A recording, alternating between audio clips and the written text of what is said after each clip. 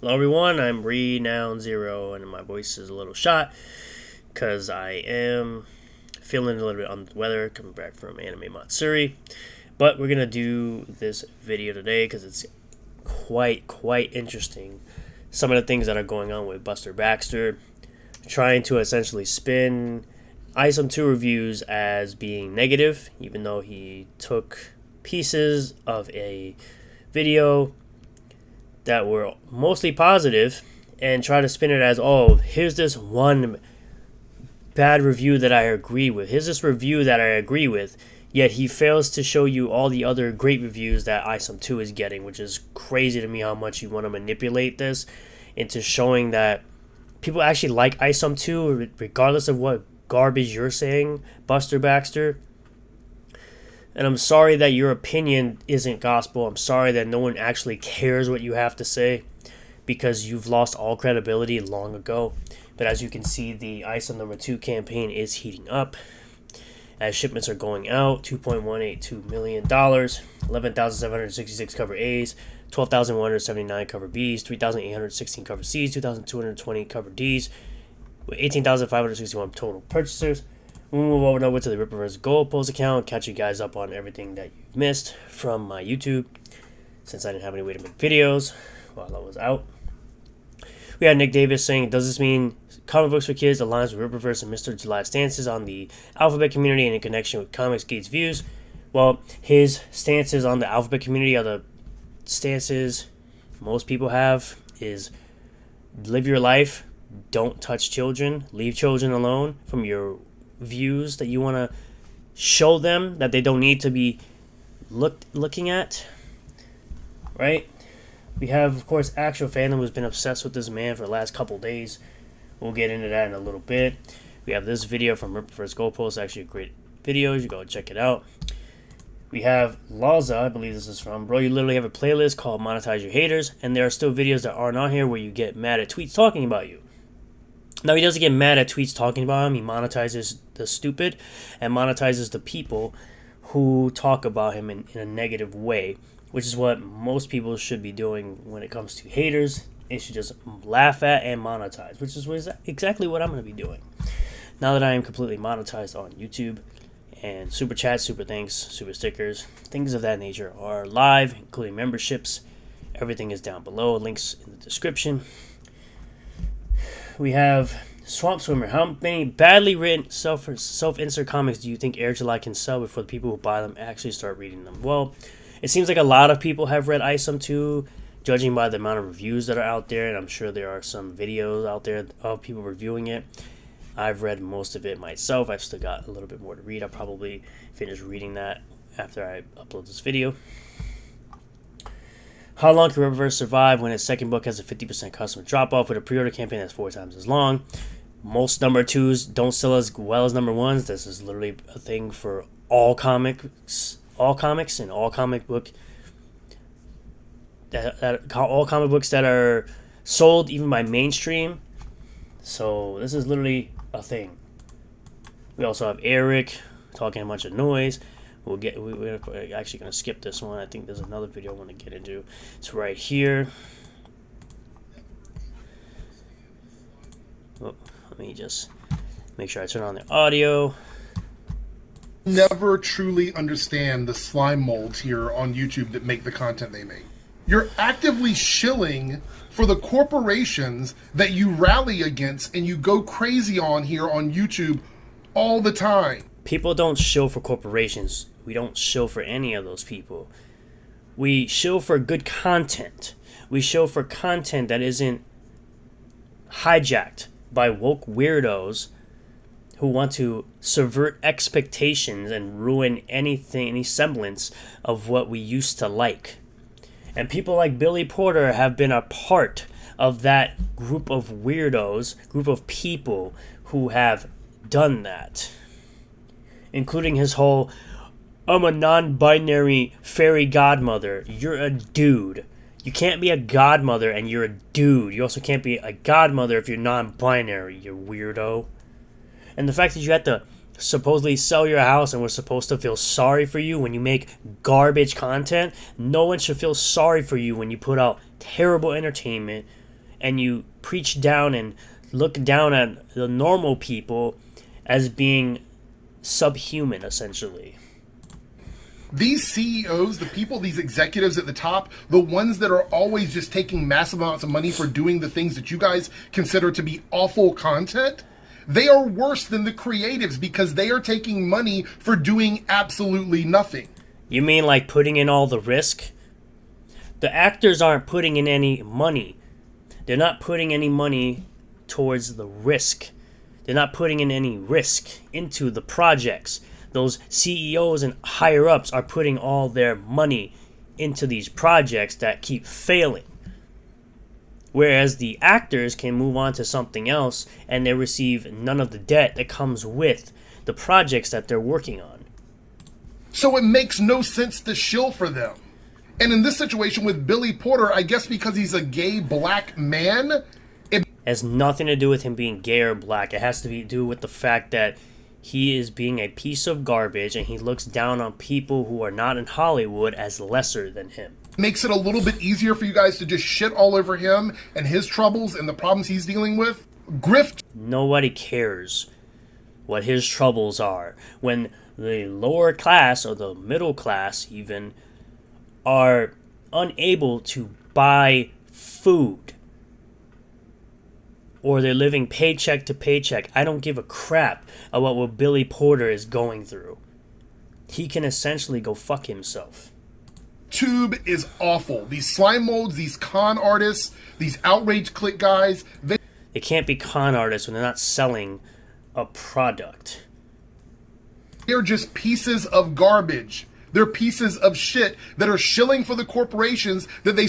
I mean, you're a piece of garbage for trying to take down a black man's business.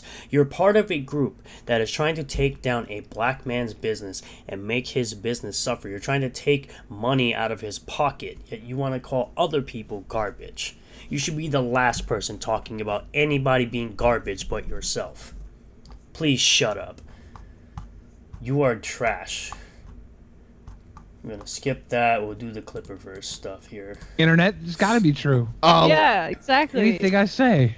So, Goldie Farm wants to know, what's the Clipperverse? And I think that's a good question.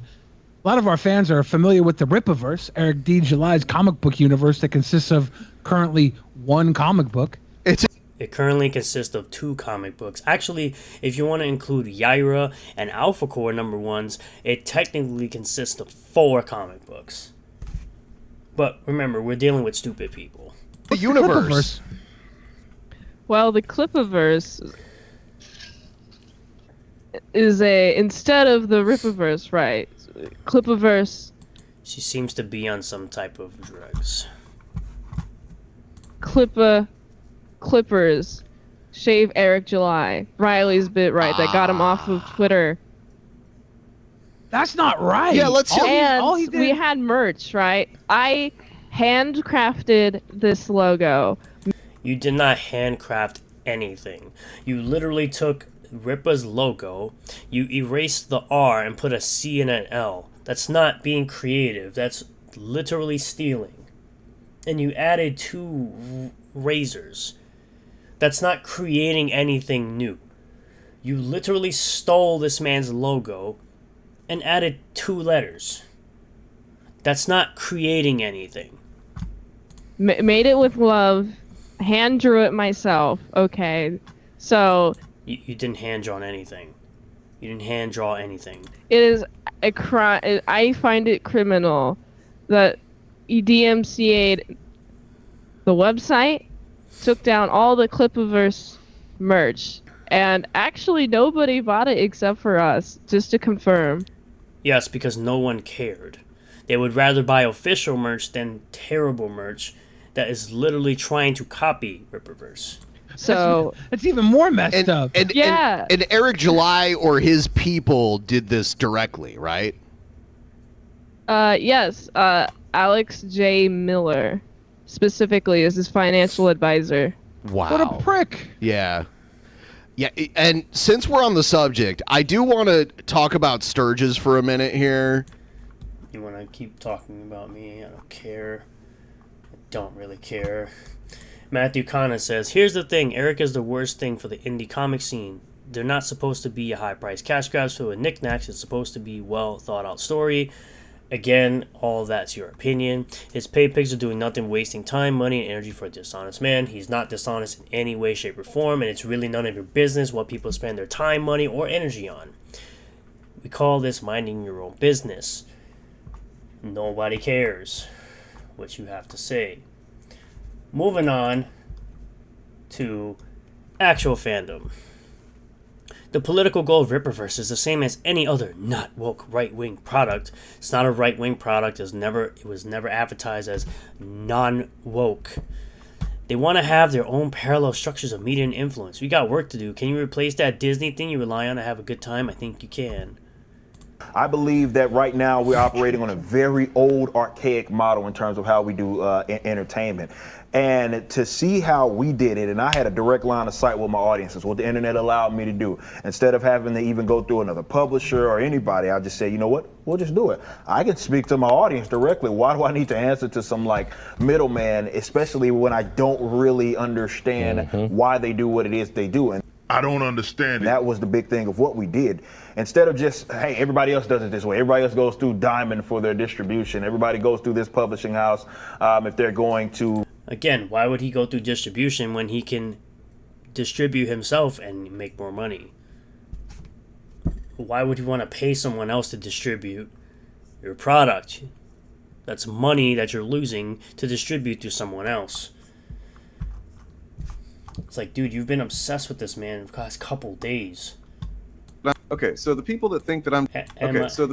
Am I obsessed? Am I jealous? You're obsessed? Yes. You're jealous? Yes. Envious? Yes. Don't want to see a black man succeed? Absolutely. Because you consider yourself the white savior of the internet against the big bad Eric July. Okay, so the people that think that I'm just obsessed with Eric July, I'm just like... You are. You know, I got some kind of thing out for him in particular. I don't.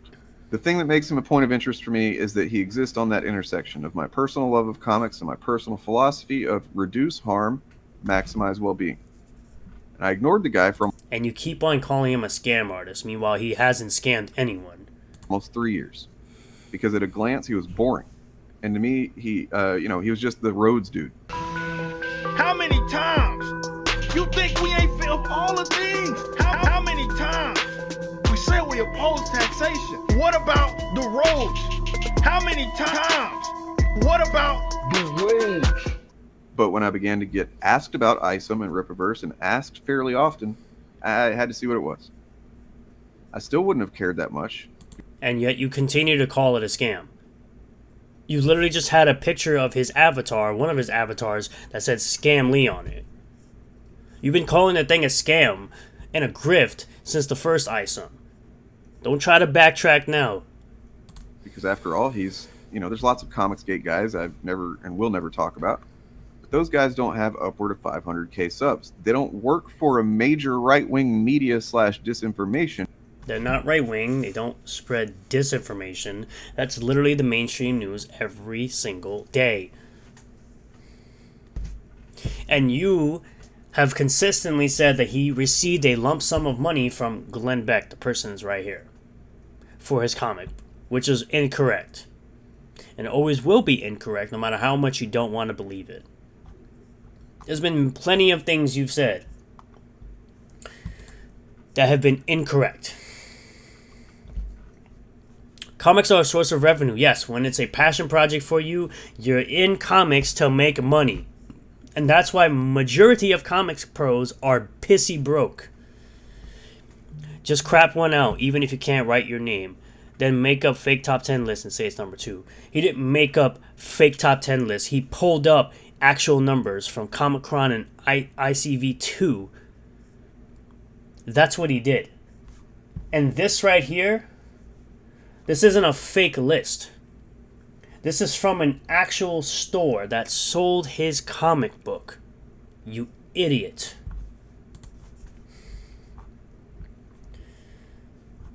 Moving on with your terrible memes. More terrible stuff. But the biggest right here. So you want to pull up these stats, right? This is, of course, ISOM 1 making $3.7 million, ISOM 2 at 2.139, and you can't really see it, but it's because I'm blocking it, but this isn't even currently updated. 1 year later, campaign 2, 24,852 fewer purchasers. That happens in all comics. 33,224 fewer covers sold. Yes, the first campaign had more items as well than the second one. It allegedly made 3.7 million. The numbers are right there. 1.598 million less revenue, which, by the way, you're going off numbers that aren't even correct at the moment. And you act like sales of the comic book end when the campaign ends. The campaign is just a pre-order for people who want to be early adopters. The comics continue to be sold after the campaigns are over. You think people aren't still buying ISOM 1 after that campaign ended? You think people aren't going to continue to buy ISOM 2 after this campaign ends? No. Not at all. You're incorrect if you think so.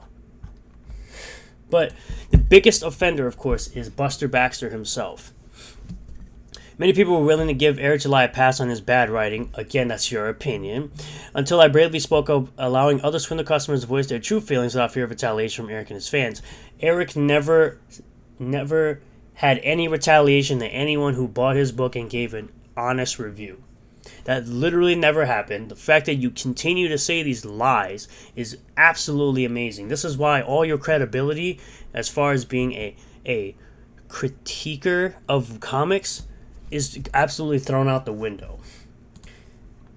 I said ISOM probably sucks because the fans never say anything about the story or the characters. They just talk about how much money it made and that it owned the libs, and I was right.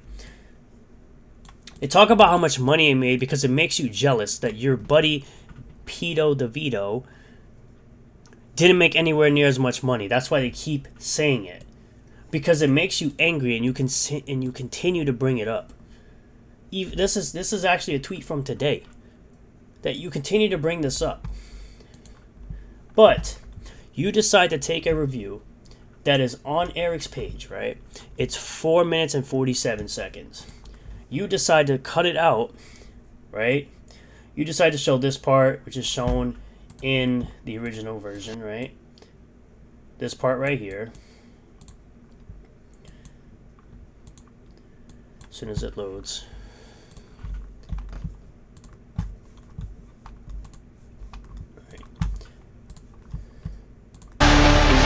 To be introduced to. Which is that part right there. That's the part you show, right? And then you get to the part with the thinking and you go back and you have more of Red Strider's review. Just so you can manipulate and show that there's a quote-unquote bad review of the book. Meanwhile, you fail to show the rest of the great reviews that are being shown as a way to manipulate your audience and manipulate people into believing that ISOM 2 is so bad. Because these are the type of tactics you continue to do. Right? This introduction here is a find out what. Like, okay, I am. You have all these positive reviews. I would grab it. Right? All of these positive reviews of the book. But you consider manipulating that video to show. And it's funny, you put D and V, I guess that means Dick and Vic, which is weird. But you show this one criticism or review to try to make ISOM number 2 look bad, not allowing people to see all the great reviews and good reviews that people have put out about this book. So you are manipulating what people are seeing for your own snarky purposes. Because you can't stop Eric July from making money on a comic book, on a book that he's passionate about. Because your buddy Vito can't touch this type of success that Eric is having.